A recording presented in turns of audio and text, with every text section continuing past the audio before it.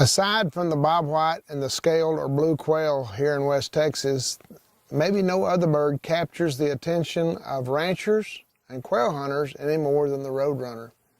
Roadrunners are very common across most of West Texas, most quail range in Texas at least.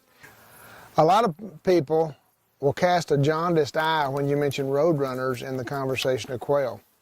Are roadrunners big predators of quail? Are they pterodactyls, eating those quail chicks and getting those quail eggs? If you go to the coffee shop, you're convinced that they are. And nearly anybody you talk to will say, I've seen that old roadrunner going through there just peck, peck, peck, taking one chick after another.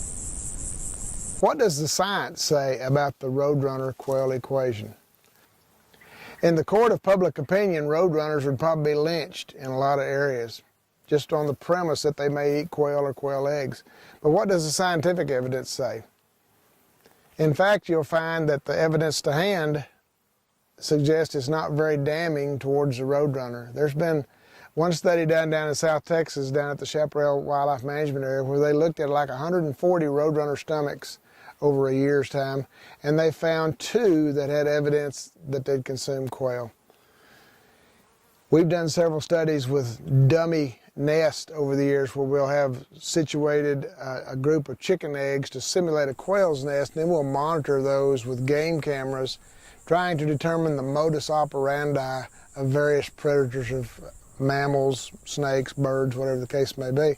And certainly roadrunners are one of the possible individuals involved in those depredations.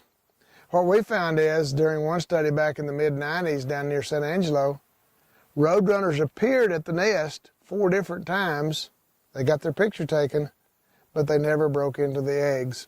Now those were chicken eggs, not quail eggs. Maybe size matters. So from the evidence at hand, we don't seem to think that there's that big an issue relative to quail management. We did another study out here at the Rolling Plains Quail Research Ranch in 2010, where we put video cameras on 2 roadrunner nests to see what the delivery of the prey was to the hatchlings. Were they bringing in horny toads? Were they bringing in snakes? Were they bringing in quail chicks? During many hours of video surveillance at these 2 nests, we never saw any evidence of any kind of bird being brought to the nest.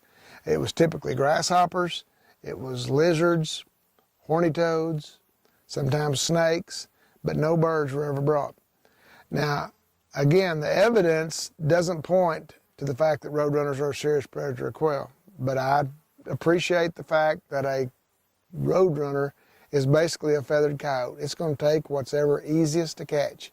If that's a quail chick, I don't doubt that they take some quail chicks from time to time. They've been known to take birds out of mist nets when bird banders were catching birds. They've been known to pick birds out of those nets. So they're capable of being a predator, but from the evidence at hand, they're not a serious predator of quail.